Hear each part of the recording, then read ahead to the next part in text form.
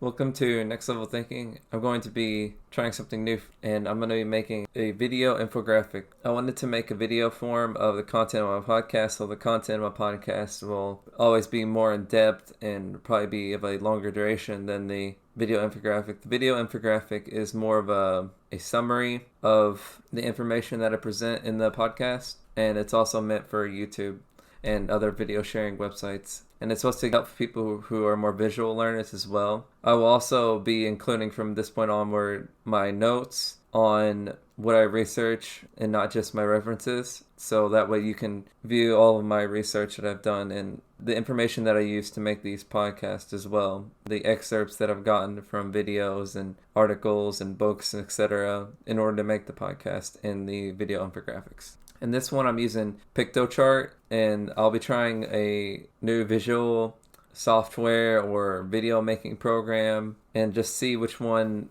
I feel is the best for me and most importantly, the best for you all. So please comment on which software you like the most. I'll be doing probably about 10 different softwares. So after those 10, I'll go see through the comments and likes and, views and see which one has the highest amount of likes and views. That's ultimately what I'm basing this on. It's not a personal preference, but whatever you all want. It's whatever I will make. I want to try to make these as formative as possible and try to help people learn. So that's what my goal is here. And so the start of this is the non-aggression principle, animals. And in this video infographic, I'll be briefly going to the non-aggression principle and how it applies to your life regarding animals. And the first little symbol you see there at the bottom right is a Nordic symbol for life. It's called the life rune, and it represents life and vitality, and that is quite appropriate considering we're talking about animals and their right to live as well.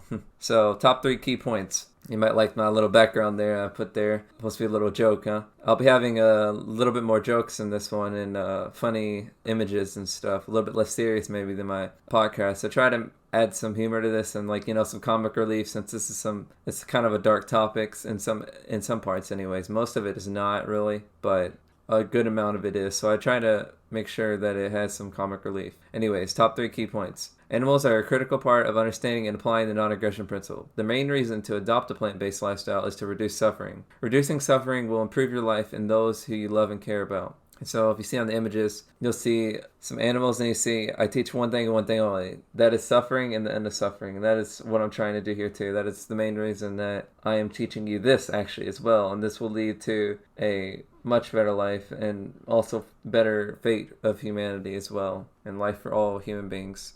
Pythagoras is a Greek philosopher, and he's one of the main people responsible for some music theories and also math as well, like the Pythagorean theorem. And he said, as long as man continues to be the ruthless destroyer of lower living beings, he will never know health or peace. For as long as men massacre animals, they will kill each other. Indeed, he who sows the seed of murder and pain cannot reap love and joy. And I'll also be adding some fun facts in this infographic as well. In the Western world, people who adopted a plant-based diet were called Pythagoreans because he followed a plant-based diet. And as you can see, I have a little, it's called a star fruit. That's what I'm using instead of a star for the fun facts. So that's like a fruit. Pretty interesting, huh? So what is the non-aggression principle? The non-aggression principle is one of the 2 pillars of enlightenment. The first pillar was the self-defense principle, which I went in my podcast. If you view it on Buzzsprout or my website, I went into that as the first part of the 2 pillars of enlightenment. The second pillar is the sacred feminine or the non-aggression principle. And the principle is do not engage in violence. In other words, do not initiate non-rightful use of physical power to coerce, constrain, or compel the rightful physical behavior or free will choice of another sentient being. In other words, another human being or another animal. In this first part, I'll be focusing on animals. A lot of great work has been done by Mark Passio and Larkin Rose on this subject of the non-aggression principle, and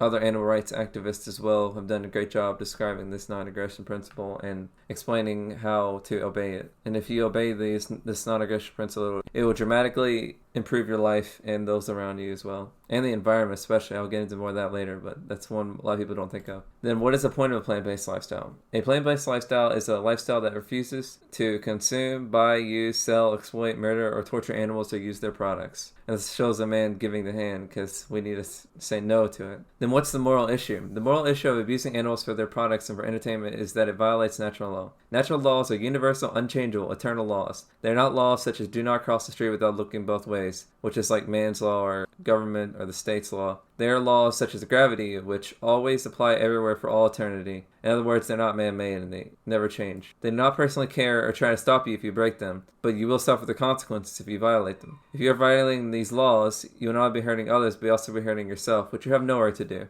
Gary Yourofsky is an animal rights activist, and he likes to call it the animal holocaust, and I agree with him. Every second of every day, animals are being murdered, exploited for their products, and having their habitats destroyed, all for needless reasons. Here's a not-so-fun fact. 56 billion land animals and 2.7 trillion marine animals are murdered annually, and that number is likely far higher. And when I mean far higher, I mean possibly like 5 trillion, 6 trillion, 7 trillion, maybe up to like 10 trillion. Like, a lot of these numbers aren't accounted for in places like China and West Africa. There's a lot of places where they don't keep track of the numbers. These are just the reported numbers. The numbers are, I would honestly say, probably double or triple. So that's a very low estimate, especially considering how much animal slaughter does go in places like West Africa and China. And is it really a Holocaust? Is it comparable to the Holocaust? Well, before Heinrich Himmler, which is a right-hand man of Hitler, essentially, although some people would say it's the other way around, and really Heinrich Himmler was the mastermind behind Hitler. But either way, he was promoted to the Gestapo chief officer. He was an unsuccessful chicken farmer and studied animal agriculture at the Munich University in Germany. He's obsessed with eugenics and believed that by killing undesirable genes in the human race, those who weren't white Germans essentially, he could create a superior race, and this was based on his studies in Munich, specifically selective breeding. He was used to enslaving and slaughtering animals, a form of animal abuse, of course. Those who would commit animal abuse often go to abuse humans,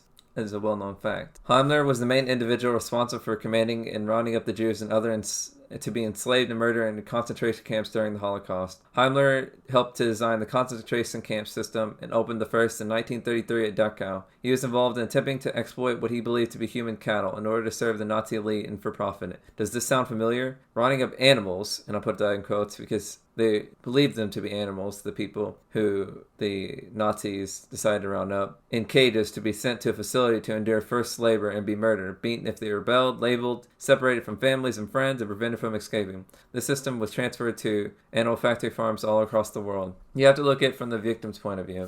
You want to use your empathy to see things from the animal's point of view, to see the injustice, murder of family, friends, rape, etc. Problem is, most people have not experienced this degree of injustice, so some imagination may be required. If you do not view the situation from the animal's perspective, it's easy to justify any animal abuse. There's also non-physical effects on this earth. The practice of animal exploitation is ruining the morphogenetic field of the earth. In other words, it is decaying all organisms on earth and causing harm to all organisms on earth. The earth was never meant to handle so much brutality. Of the 3 trillion animals killed every year, possibly more. Death has always been, and murder have always been a part of life, unfortunately, on Earth. Like, wild animals always kill each other and murder each other.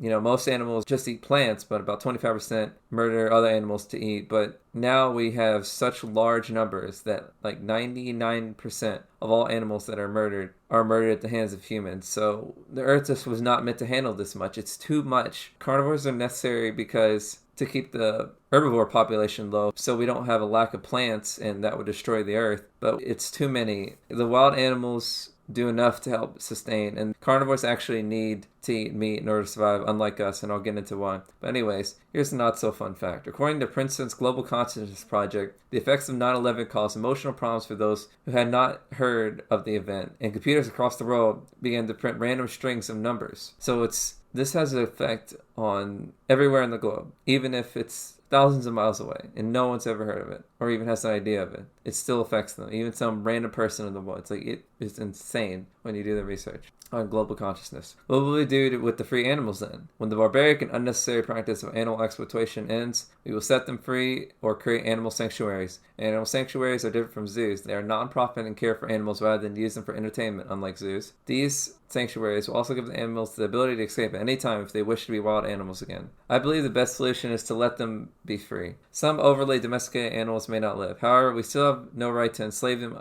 unnecessarily because they might not be able to survive in the wild. A higher percentage of animals die in factory farms and in cages than in the wild, so freeing them will give them a real chance of survival, and also help the species evolve to better survive rather than evolving them by enslaving them and changing their genes to be more domesticated, thereby making them more light on us and less likely to survive on their own. ground with the philosophy of a plant-based lifestyle. Philosophy comes from the Greek word philosophia, or the love of wisdom. The only wise way to live in the world is to live a peaceful life. A wisdom is the ability to correctly think and act using knowledge. In this video infographic, you will learn that adopting a plant-based lifestyle is a truly wise thing to do. It's all about choices ultimately. When we decide to eat and buy, the only question that someone really actually needs to ask is, when I purchase this item, am I helping to perpetuate suffering? If you are purchasing meat or animal products, the answer is unquestionably so. By doing so, you're not only causing more harm to other beings, you're also causing more harm to yourself, as all beings in the universe are connected. If you don't believe me, research quantum entanglement, also referred to the morphogenic field slide that I went over previously. Do we have the right to defend ourselves against animals? Absolutely. You have the right to kill an animal in self-defense, such as a rabid dog attacking you or a parasite. You also have the right to defend your property against animals such as ant infestations, for example. However, you should attempt to not have this situation occur by keeping a clean house, proper hygiene, and avoiding wild, aggressive animals. The law of assimilation. The law of assimilation is that we need to spend more energy assimilating foods that are more complex, such as animal protein. Plant protein is simpler for our body to digest, therefore we lose less energy digesting it. Animal proteins also come with negative energy because that animal had to be killed or enslaved to receive the product. And when we consume animal products, that negative energy is put into us. Plant proteins have no negative energy and are more direct forms of energy because plants convert sunlight into food for us rather than sun to plants to animals. There's less processes involved. The more simple the energy and the better it is for us. Raw and organic foods are also better generally because of this as well. The less processed the food, the more simple, and you therefore gain more energy. The more processed the food, the more nutrients have been removed from it. We get most of our energy from food, and all energy ultimately comes from the sun, and all energy from food comes from plants. And so you can see that if you're getting your energy from plants, it's more direct. It goes just from the sun to plants. However, if you get your energy from meat, you're getting it from the sun to the plants to the animals, and then meat is often processed, cooked, and genetically modified almost always, and is never raw because it's cooked. And so it's an extremely processed form of meat. It's gone through a 4, maybe you could argue 5-stage process, whereas with raw fruits and vegetables, you get a 2-stage process. So that's why it's much better. It's less nutrients have been removed. Law of assimilation, our lower and higher selves. By consuming animal products, we are feeding into our lust, carnal desires, and hedonistic lower selves, our animal origins. By not consuming these products, we are transferring ourselves into a more evolved being, closer to our higher selves, aka what we're really supposed to be and what we're really put on this earth to be. This will also result in an unclean astral body, which is our higher selves after we die. This transition will be more difficult if our bodies are unclean or impure and filled with sin. Therefore, we should eat clean foods that involve no cruelty while completely avoiding foods that require cruelty to be produced. How to free ourselves from this unnecessary suffering. The average person is a person that generally tries to be a good person. However, they do not know how to be a good person. Really. Truly. They simply go on day to day thinking that they are, yet they take place in the crime of Carnism, which is the crime of murdering animals for their products and meat, etc., milk, and are responsible for it. It is our individual responsibility to truly be a righteous person by ending this practice. Here's an experiment, a plant-based lifestyle, or I'll sometimes refer to as PBL. Most people would say that there's something wrong with this world, or that humanity as a whole could be improved. Let's try something new. Let's try respecting animals. We have not done it before, really. Something good may come of it. I'll be willing to bet that by being peaceful with animals, we will be more at peace with our environment and each other. In other words, less war, less environmental destruction, less politics, less deceit, less crime, etc. The animal agricultural practice we've been doing for just an endless amount of time is really insanity, and that's doing the same thing over and over again, expecting different results according to Einstein. So we keep doing these practices, and we wonder why the world is not really getting better in the way we want it to, or at all. And that's because we keep doing the same actions over again. We need to change our actions so we can get a different result. So who is behind this barbaric system and why? One of the main reasons this system continues is, of course, money. People are addicted to eating meat and animal foods and wearing fancy clothes with animals in them and testing on animals. The reason these industries are so profitable is mostly due to advertising multi-generational cultural indoctrination.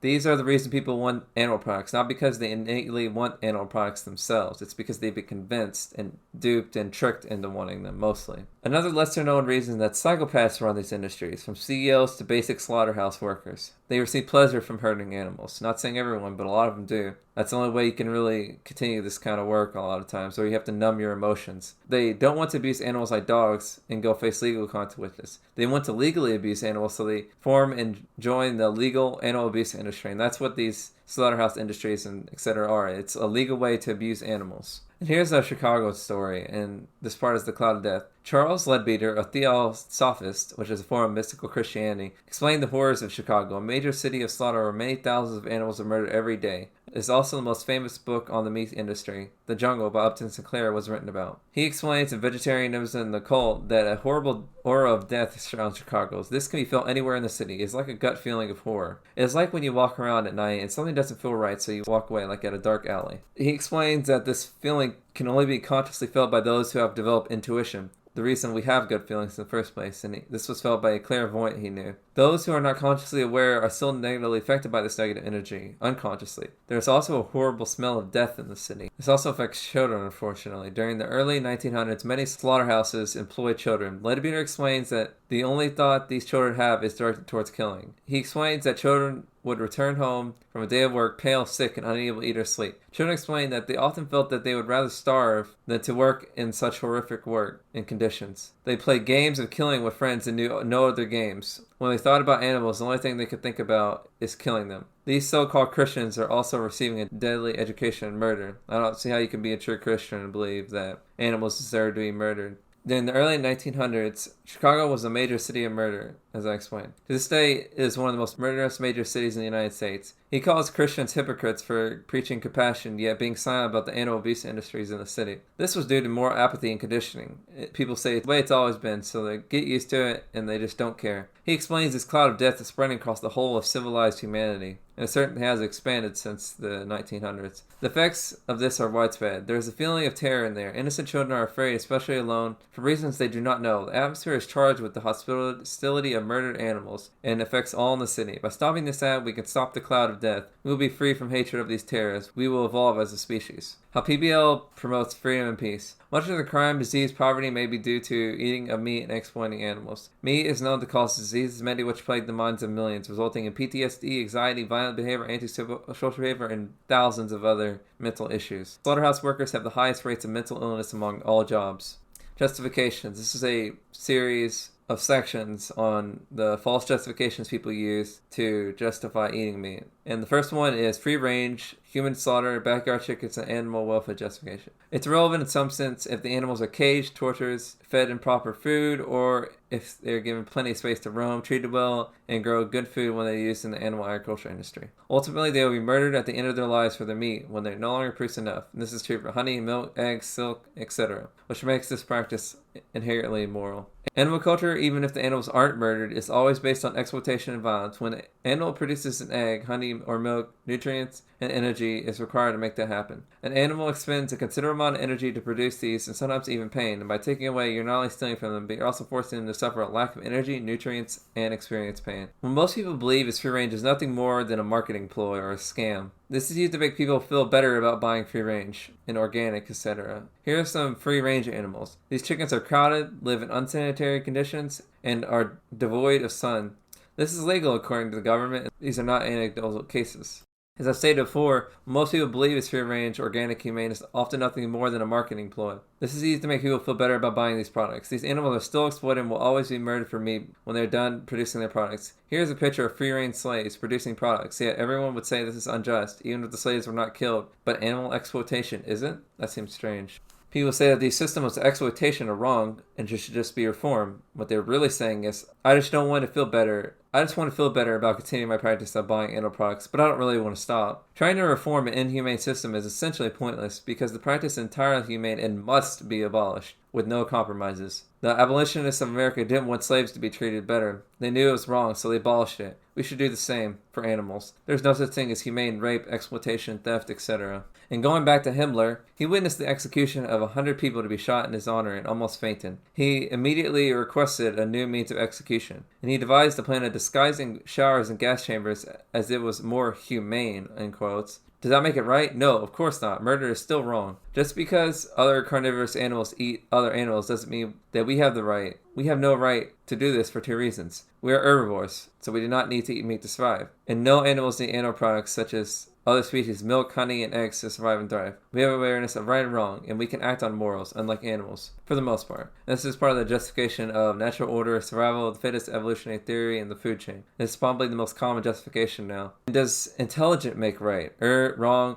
If aliens with superior intelligence were to successfully invade our world, would they be justified in eating us? If you think so, then don't even try to resist them, since you have no moral issue with it. The same could be said for an intelligent person and a severely mentally disabled person. The intelligent person would have no right to murder or enslave the mentally ill person just because they are less intelligent. Intellectual superiority does not grant more rights or moral superiority. Since when does intelligence or strength measure a being's right to live, or how much someone can contribute to society? Does that mean someone who is frail or mentally disabled had less rights to live? The same is true for animals. They still have their rights even if some are weaker, smaller, and less intelligent. We're all one race, Earthlings, ultimately. Some might say that these counter-arguments are weak because they involve weaker people, not animals. Well, if you believe you're so strong and dominant, go to a mountain with mountain lions naked and stay still and see what happens. Let's see if you believe that might make right. Let's see if you can fight them. You're not going to win, just saying. So I would highly recommend not doing it, but you'll find out. You'll find the truth, at least. The truth is that we are essentially at the bottom of the food chain. A lack of obesity, cancer, and foodborne illnesses in wild animals makes this argument that we are herbivores questionable. Animals in the wild eat what they are designed to eat, and we do not. Most of us do not.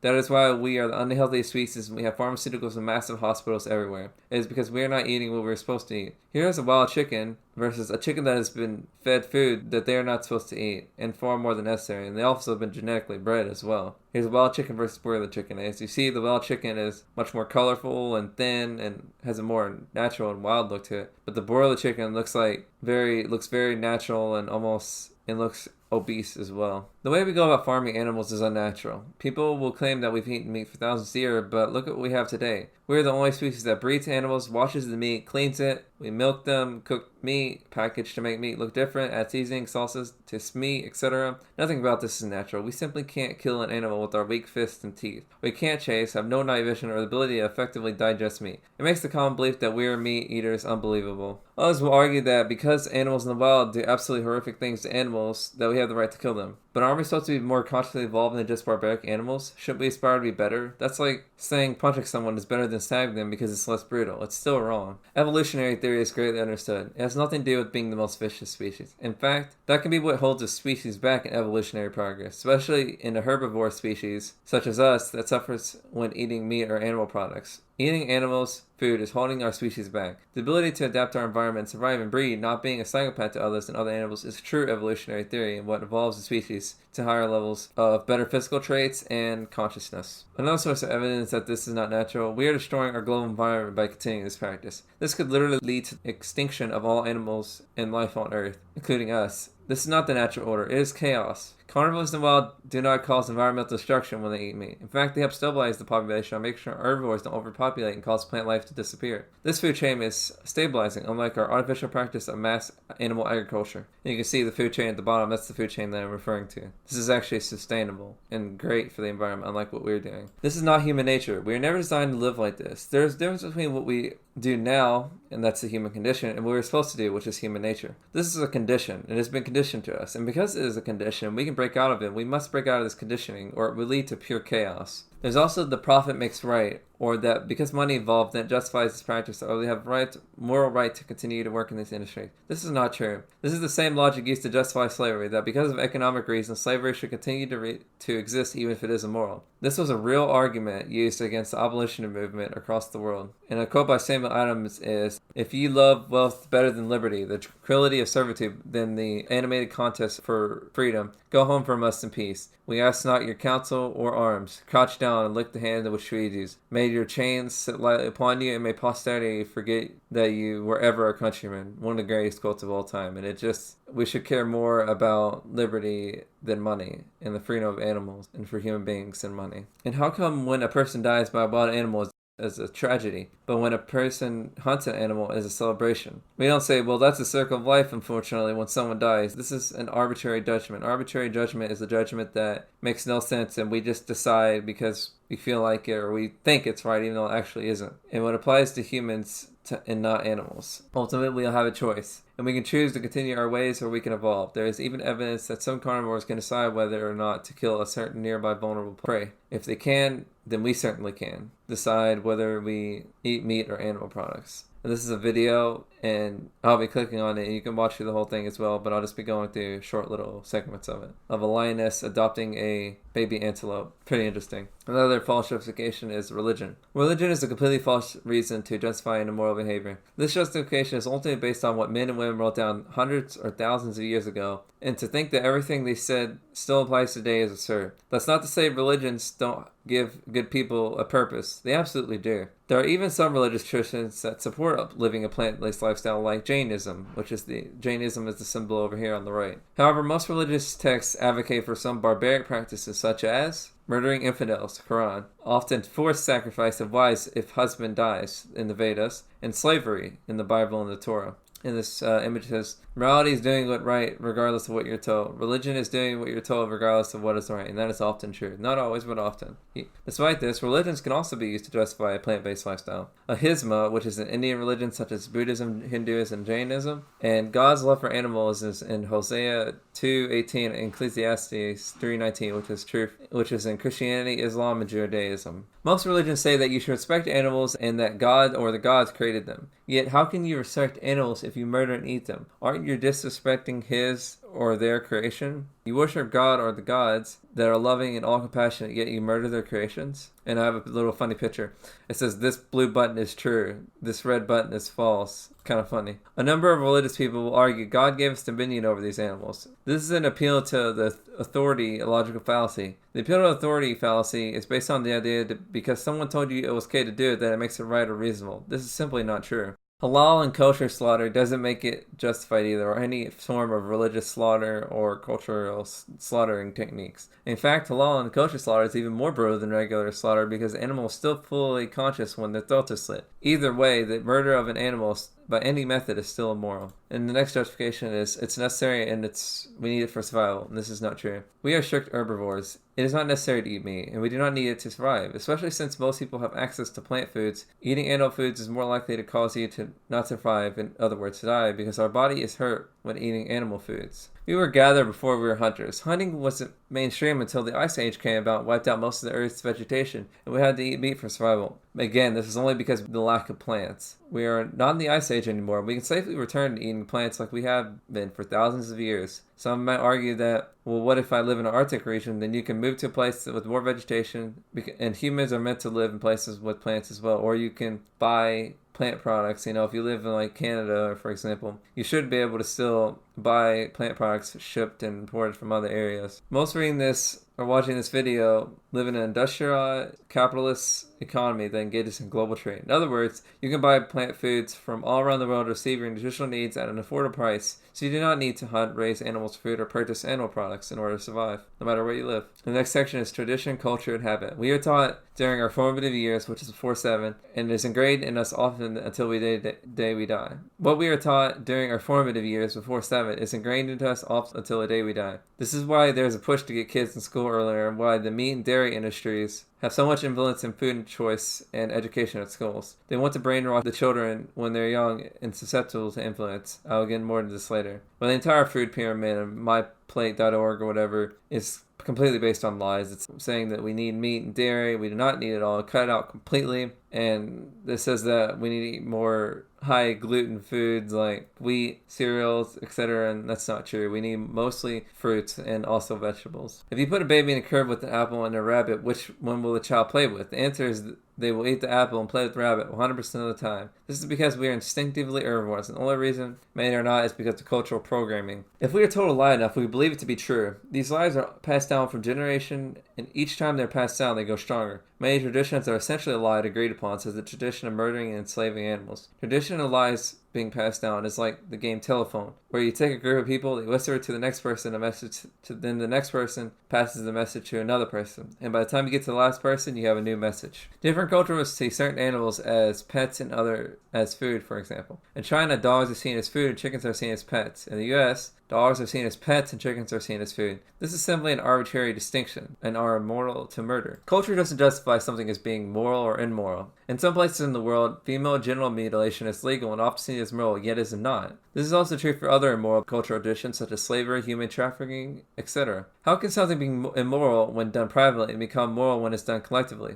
Furthermore, does legality establish morality? Slavery was legal, apartheid was legal, Stalinist, Nazi, and Maoist purges were legal. Clearly, the fact of legality does not justify these crimes. Legality alone cannot be the talisman of moral people. So we have to do what is right, not what is legal, ultimately. These two circles are not equal. One circle is larger than the other. Please type in the comments which circle is larger than the other, then continue on with this video.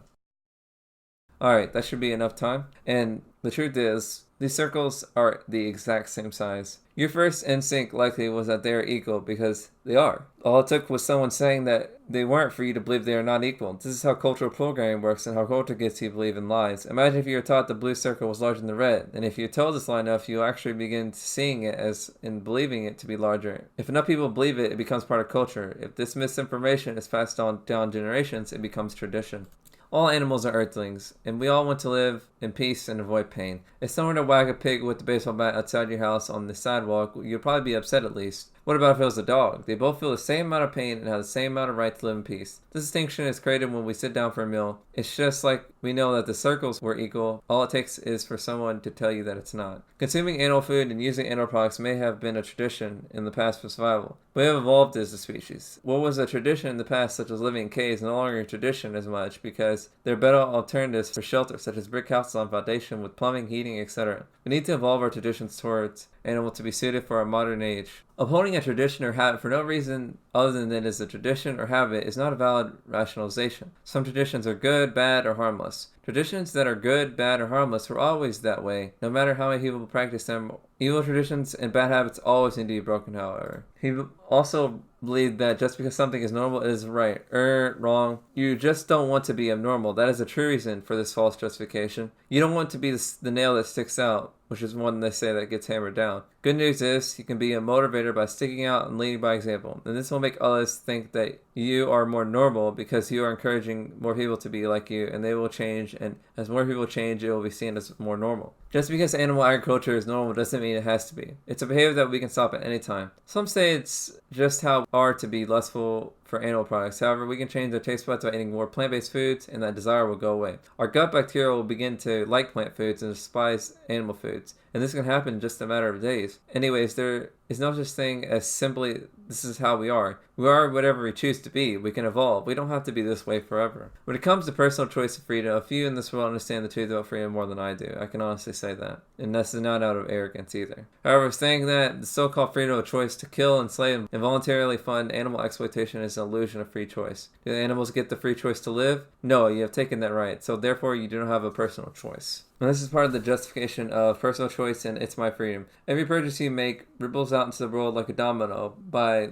the law of supply and demand. This means that buying meat, for example, you're increasing the demand for dead, murdered animals, such as cows. And so increasing the number of murdered animals in the world indirectly, and you're morally held responsible. If you stop buying meat, you're decreasing demand, which means less cows will be murdered and other animals. The animal industry would not exist if people didn't buy the products. When you buy animal products such as steak, you're demanding that a cow be killed. Fun fact, between 2007 and 2014, 400 million fewer animals were murdered due to less demand for meat. And this goes beyond animals as well, because our purchases affect the environment as well, which not only affects our local community, but even the globe. I explain this later in this infographic video. The animal agriculture industry is the most destructive industry in the world. Are we respecting the choices of millions who suffer because of environmental destruction such as air pollution, water poisoning, plastic in oceans, and droughts by our purchases? As someone who adopts a plant-based lifestyle, our goal in life is to reduce as much harm as possible. Another important factor a lot of people don't think of is that most countries have socialized healthcare. What this means is that when someone gets sick or hurt, they go to the doctor. That clinic or hospital receives funding or is owned by the state. The state gets some money from taxes, which is money collected by extortion, aka theft, and by living a poor lifestyle, you are essentially forcing others to pay for your mistakes. Figures such as Jesus, Martin Luther, Tesla, and Gandhi have drastically changed the course of human history due to their actions. Also, you might be aware of how much your actions affect the world. But you will find out if you research how animal agriculture is done and how your money affects it. You also may not be aware of the domino effect of your actions and continuing to fund the animal agriculture industries as well.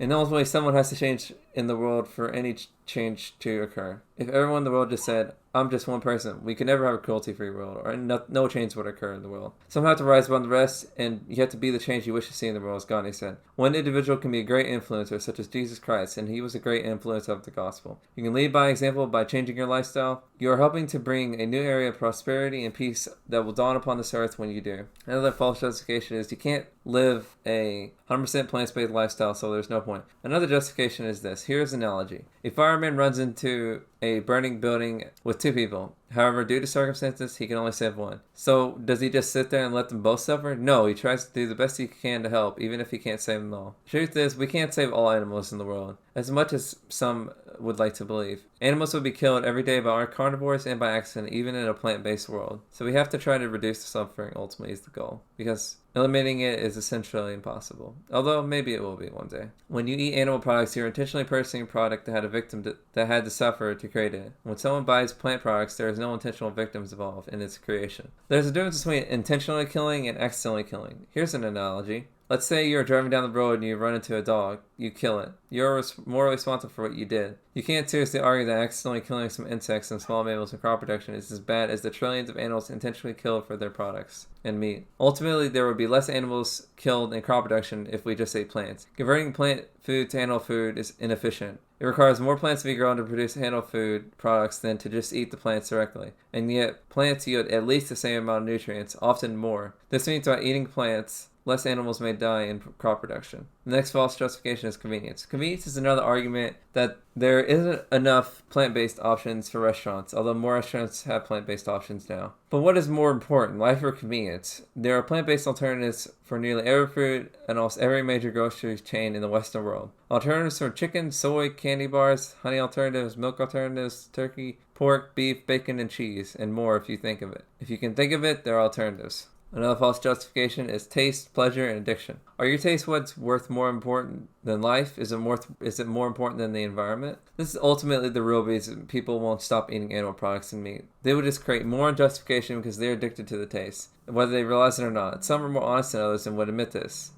Addicts can never be rational about the substances they abuse. 80 to 90% of people live for only pleasure and survival, and they couldn't care less about the lives of innocent beings such as animals, and that's the hard truth. No one really even likes the taste of true meat. That is why we cook it, chop it into small pieces, put seasoning and sauces and spice on it to make it more like plants. Nobody eats raw meat whole, which is how true carnivores eat. They also often eat meat that is diseased, infested with cancer, and is in decay, unlike us. Because when carnivores hunt, they hunt for the weakest animals, which are often diseased animals and with cancer and disease and infections, etc. We make these products like plants by adding plant ingredients and making them smaller like plant foods for our obviously smaller and herbivorous mouse. Great news is that because the only part of meat you like is the plants, you can just eat the plants. Most meat foods have good alternatives such as beans and tofu you can put your sauces, spices, oils, and seasonings on. When we eat a meal, it only lasts for about 15 minutes and then we forget about it as soon as we're finished. But for an animal, it lasts an eternity. Every animal killed or enslaved for a meal is just for our pleasure. This is not justifiable. You have to think 15 minutes of pleasure for us or eternal death for an animal.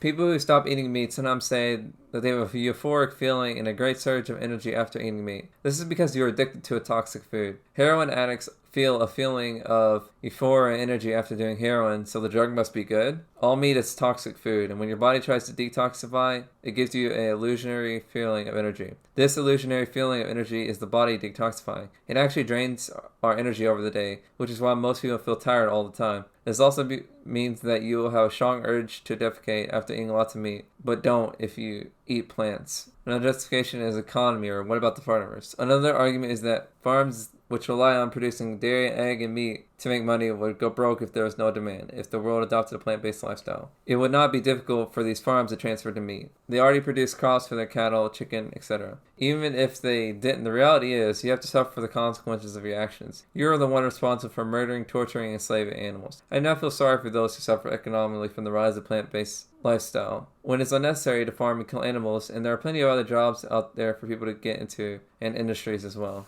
There isn't even really proof the economy would be destroyed by a global plant-based movement. After all, people on a plant-based diet still eat food, buy jackets not made from leather and wool, clothing, etc. They still buy products, and we wouldn't be buying less, we would just be buying different products. Companies such as Tofurky, Beyond Meat, Follow Your Heart, and Garden are very profitable businesses due to their increase in meat alternative demands. There's always going to be profitable industries to get into, and jobs that people can get in these new industries. When demand shifts, people aren't buying less food, they're just buying less meat and more meat alternatives. Even if farmers suffer economically, they still have no right to murder and enslave innocent beings. If people were to see a dog restaurant in America, it would be shut down almost immediately from outrage. You don't see this outrage, however, at steakhouses, aka cow restaurants, though, do you? This is because people perceive some animals as food and others as pets. This is the justification that pets are different from livestock, and people will also say, oh, but I'm an animal lover, and these are not true justifications. And the reality is, someone in China could say that they could never give up eating dog, and would that make them morally justifiable for continuing murdering and eating dogs? Using that logic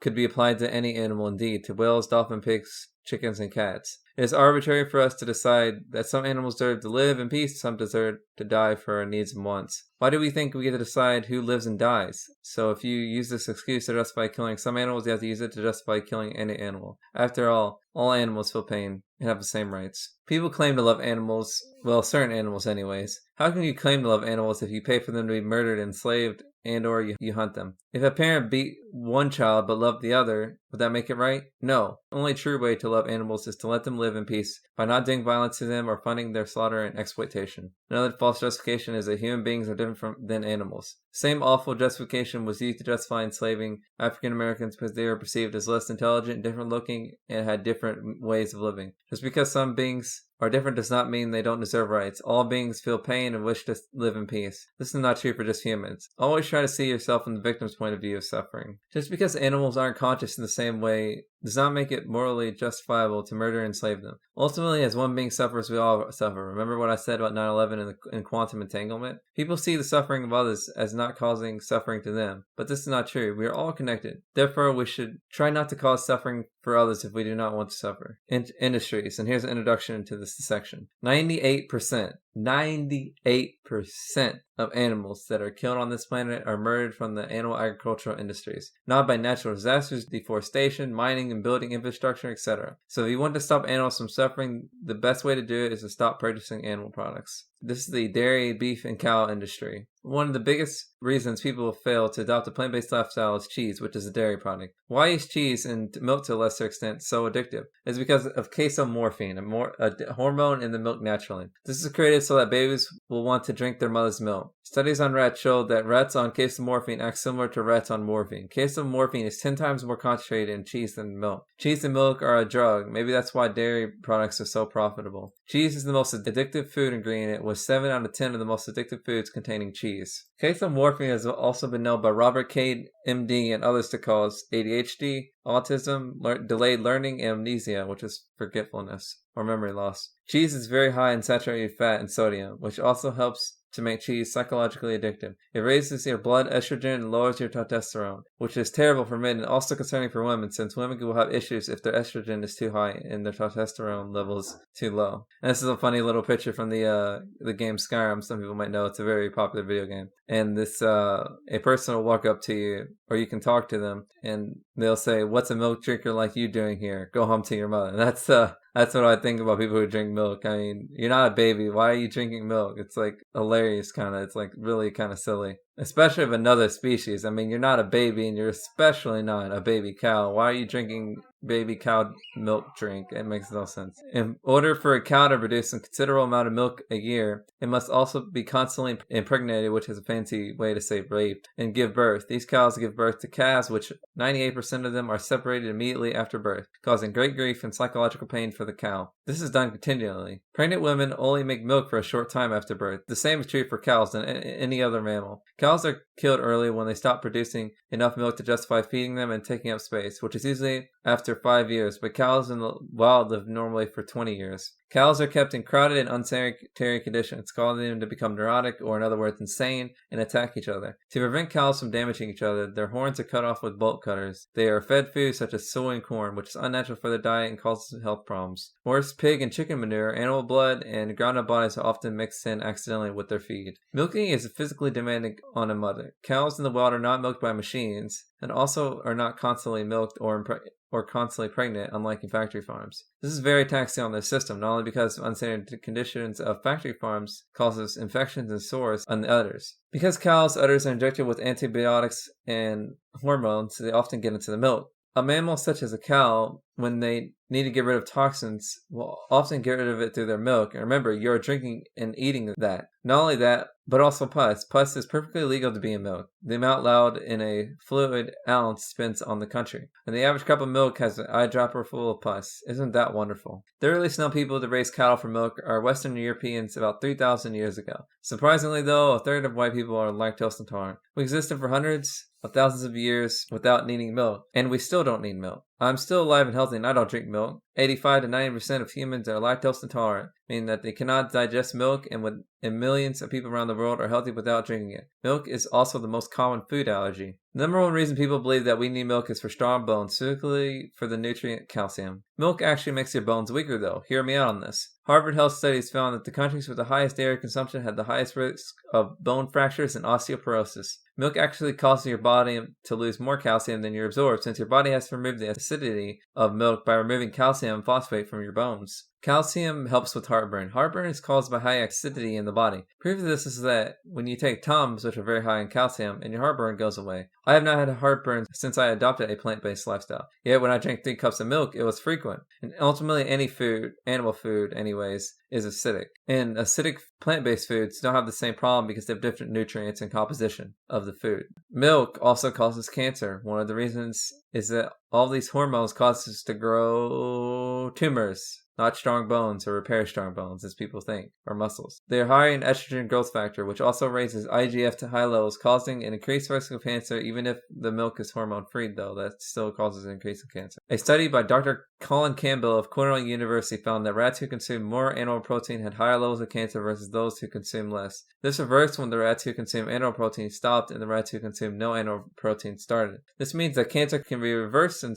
some instances by not consuming animal protein, such as milk. Milk also has a significant correlation with type 1 diabetes in infants and people with certain genes. This is why nutritionists recommend not feeding non-human milk to infants. Milk causes respiratory issues. Our respiratory system keeps itself cleansed with mucus to help prevent dust, bacteria, and fungi to not get into our lungs. Milk increases the production of mucus. Too much mucus, and if you have a problem such as asthma, it can exacerbate or make this issue worse. Another reason people say we need milk is for vitamin B, but it doesn't absorb well at all in any food, but especially milk. Milk also has almost no natural vitamin D. It's added to milk, or in other words, fortified with it. The best source of vitamin D is the sun. If you live in a cold climate with little sun, you can get it from vitamin supplements. And the best way is to go outside for 30 minutes to an hour a day. Depends on the color of your skin and the latitude you are on the earth as well. But you just have to find what works for you.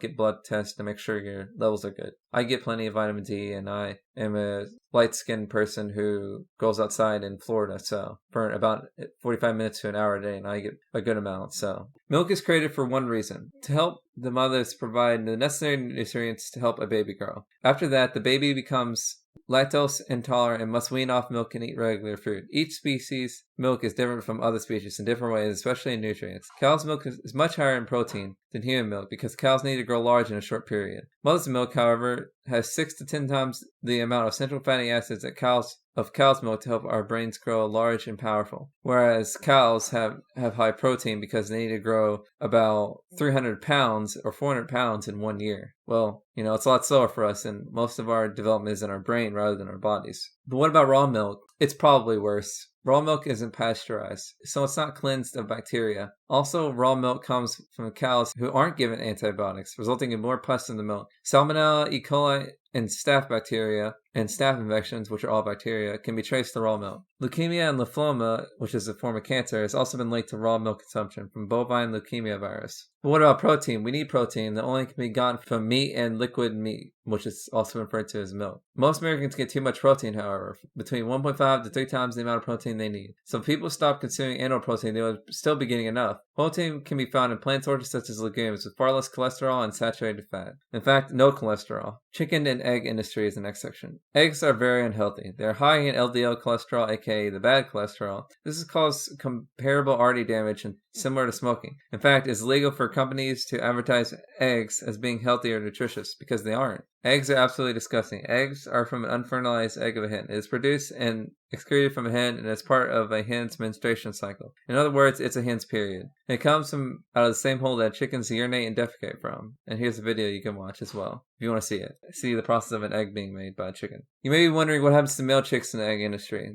They are discarded, aka murdered almost as soon as they are born. This is because they don't produce eggs. They are usually gassed, ground into machine, or thrown in trash bags. In the United States and the European Union, male chicks must be killed in less than 3 days. And the chicken industry, which is chickens raised for meat rather than for eggs, and they're also called broiler chickens, chicken meat is filthy and rancid. Here are some facts. Up to 25% of slaughtered meat on the inspection line are covered with feces and vomit. Shipments of chicken meat, as much as 20,000 out of 25,000 pounds, are contaminated with everything from black grease, metal shards, vomit, and dead insects. Chickens are soaked in chlorine baths to remove slime and odor, and this often gets into the chicken meat.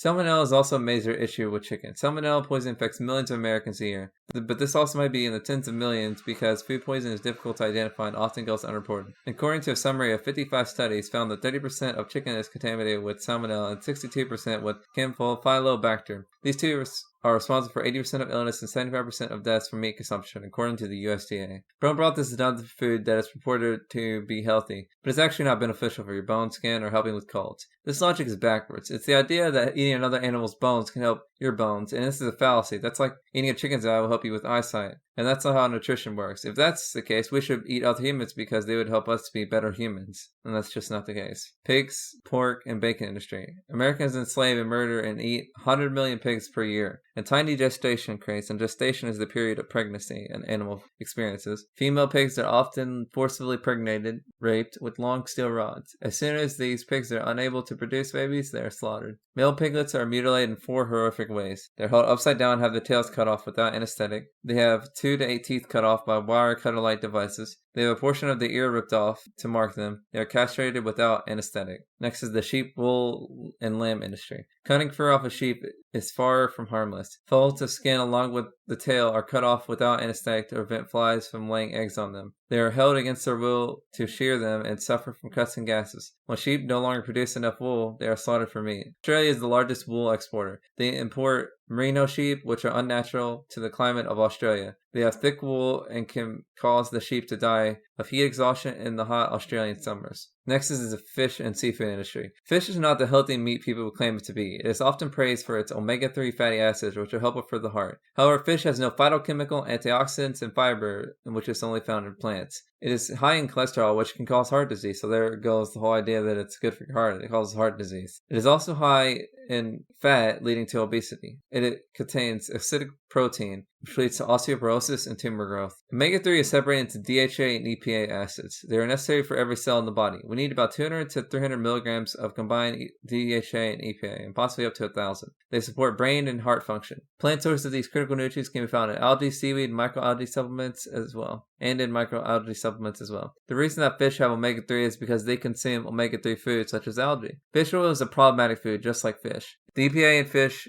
however, is not as high as people may think. EPA is not stable when exposed to heat, light, or air. Raw fish is exposed to air and light all the time from the time they are brought out from the ocean to the supermarket. These oils are also cooked, meaning that the EPA is burned out of the meat. In fact, this is true for all meats. Much of the nutrients are burned out. Like I said, raw foods are more nutritious than cooked foods in general. One of the most commonly asked questions about fish is, do they feel pain? The short answer is yes. They have been shown to respond to pain in a way that suggests that they actually feel pain. Any animal with a brain can feel pain. It's that simple. Mercury poisoning is another serious problem with fish, as well as oil poisoning. Mercury is toxic to the nervous system and kidneys. It causes blood clots, neurological disorders, and often obesity. Fish is the most poisonous food. Fish that are caught are often apex predators, so that means that they consume huge amounts of other poison fish, and they themselves become very poisonous. Fish also has dioxin and PCBs, another problem with fish. Some fish also contain BMAA, a neurotoxin which can cause ALS and Alzheimer's from algae blooms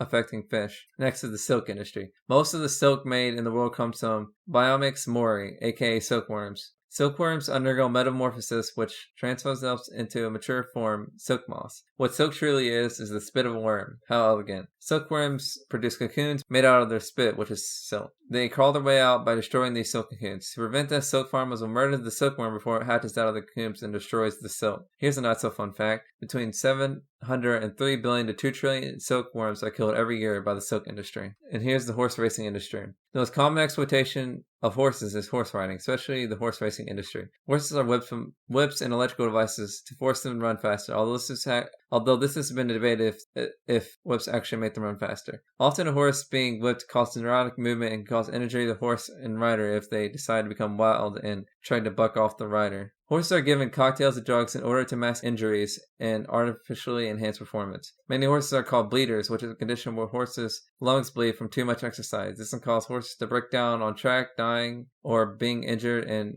often injuring the jockey. Here's a not so fun fact. Every week, an average of 24 horses experience fatal breakdowns on races. That's 1,248 a year. Horses that are no longer able to raise effectively are sent to Canada or Mexico to be slaughtered for meat. An estimated 10,000 of 20,000 thoroughbred horses are slaughtered in North America. This does not include horse meat industries across the globe. People do actually eat horse. Breaking a horse is psychological abuse. This is where a tamer will try to make a horse submit to them by riding on them in a small fenced area to prevent escape after riding. And this is a painful process, which is why any wild horse will try to get a person off. They eventually give up rebelling, however, against the human and accept their fate. Saddles are tight on the hypersensitive waist area, and horses also try to get that off as well. Horses wear bits, which is used to control the horse's direction and speed during riding. This is painful. The upper mouth is subjected to intense pressure of 50 to 100 kilograms per square centimeter on a horse's mouth and important nerves, especially when a horse is forced to go fast and then stop suddenly. Here's another not so fun fact. Bits were created also for slaves in America to put them in submission to their masters. Some will argue that horses love riding all the time, so they must like racing and being ridden. However, there's a difference between wanting to run on your own and being coerced to. In other words, threatened under the use of force. Horses in the wild rarely run. They mostly stand around grazing on grass. Horses are often rode at ages as young as 2 years old before a horse is fully grown, which is between the ages of 6 to 9 years. It's easy to displace a horse's growth plates, causing pain and lasting injury for the rest of the horse's life. Medical examination of horses found that out of 295 horses, 92% had spinal issues. This is no doubt because of horses being ridden on their spines. Next is duck, down, and foie gras industry. Down is the feather of ducks. Like with all industries, when a duck can no longer produce enough of its product, it is slaughtered for its meat. Hundreds of thousands of ducks are murdered every year in America for foie gras, which is fattened up duck liver. They are force-fed to have their livers be 10 times their natural size, and the duck is murdered for the liver to be sold. Tobacco industry. This may be a surprise to people, but tobacco industry, such as cigars and cigarettes, often contain animal products. They often contain pig's blood, beeswax, and castrillon, which is beaver anal sac. Tobacco products are often tested on animals as well, even though they are not legally required to be tested on. Testing includes forcing animals such as dogs, rats, cats, and monkeys inhaling smoke for 6 or more hours a day for years. These animals are often murdered after testing is over. And that is the end of the PictoChart presentation. I'll be moving on to another software for the next part, and that is where I'll be continuing on. I'll make this until I am finished with the non-aggression principle animals. So there'll be multiple videos for this. I might even put them into a playlist. But anyways, that was Next Level Thinking, and let me know if you like this presentation style and the software that I use. I think I'm going to use a different one, but I'm going to try all of them, give them a fair chance, Anyways, comment the video if you have any suggestions or anything else you'd like to say. Thanks for watching. This has been Next Level Thinking. Have a great day.